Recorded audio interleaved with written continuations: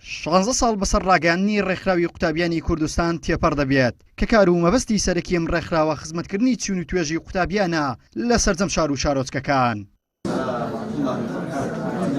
سکرتێری ڕێکخراوی قوتابیان جەخت لە بەردەوامبوونیان و خزمەتکردنی زیاتر دەکاتەوە بۆ توێژی قوتابیان. لە ئەمڕۆ 16 ساڵیادی ڕاگەیاندنی ڕێکخراوی قوتابیانی کوردستان پیرۆزبایی لە تەواوی کادیرۆندامانی ڕێکخراوەکەمان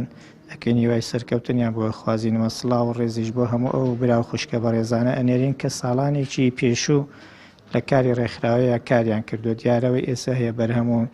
ڕەنجی ماندووبوونی ئەوانەی پێشووەوەی ئێستاشە. لێرەوە ئێمە لەم ساڵیادا بەڵێنی خزمەت بە توێژی قوتابی خوێندکاران دووپاتەکەینەوە و هاوکاری تەواوی دام و دەستگاکانی پەروەردە و خوێندنی باڵا بین لە پێناو بەرەو پێشچوونی پرۆسی پەروەردە و خوێندنی باڵا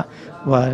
بەو شێوەیە کە لەگەڵ ستانداردە نوێیەکان و جیهانیەکان بگونجێت. ئەندام و کادیرانی ڕێکخراوی قوتابیانی کوردستان بە داگیرساندنی مۆمی 16 ساڵەی تەمەنی ڕێکخراوەکەیان خۆشحاڵن و وەک خۆیان باسی دەکەن 16 ساڵ بە ئەندامبوونیان لە ڕێکخراوی قوتابیانی کوردستان بۆ ئەوان جێگای شانازیە کە لێ ڕێکخراوێک ئەندامن کە داکۆکەری ڕاستەقینی مافەکانی قوتابیانە و ساڵانە بەخۆبەخشی خزمەت بە هەزاران قوتابی دەکات. ئەمڕۆ ئێمە لێ کۆبوونەوە بۆ ئەوەی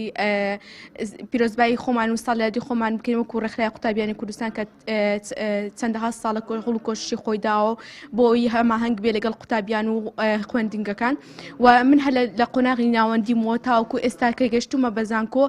ڕێکخراوی قوتابیان هەوڵ و تەقەڵایەکی جوانی داوە بۆ ئێمە و هەوڵی داوە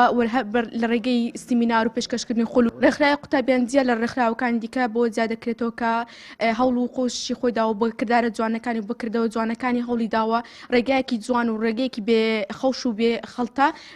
بۆ قوتابیان بکاتەوە. ڕێکخراوی قوتابیانی کوردستان لە کوردستان کە ئەمڕۆ ساڵیادی دامەزرانیتی 16 ساڵ بەسەر ئەم دامەزرانیدا تێپەڕ دەبێت بەڕاستی بەکار و چالاکیەکانی بە خزمەتکردنی قوتابیان لەوە ڕێکخراوەکانی تر زیاد دەکرێتەوە کە زۆر بە ئەکتیڤ و چالاک و کارایانە توانیوێتی خزمەتی قوتابیان بکە و لە هەمووان گرنگتریش ئەوەیە کە ببێت جیاوازی هەموو چین و توێژەکانی قوتابیان توانیوێتی خزمەتێکی باشیان پێ بکات لە خولەکانی سەرکەوتندا لە گەشە پێدانی مرۆییدا لە وەرزش و چالاکیەکاندا لە چەندین بابەتی جۆرا و جۆری جیاوازدا. ڕێکخراوی قوتابیانی کوردستان وەک ڕێکخراوێکی پیشەیی ئۆرگانێکی کۆمەڵی ئیسلامی لە 2003 ڕاگەیەندراوە و ڕۆژ بە ڕۆژ گەشەی زیاتری کردووە و ئێستا خاوەن 17 ناوەند و زیاتر لە 120 لق و زیاتر لە 3000 ئەندام و کادیرە لە سەرجەم شار و شارۆچکەکانی هەرێمی کوردستان. ڕێکخراوی قوتابیانی کوردستان بەبێ ڕاچاوکردنی دەنگ و ڕەنگ و ئایدەلۆژیا خزمەت بە سەرجەم قوتابیانی کوردستان دەکات. عیمران ئەمیر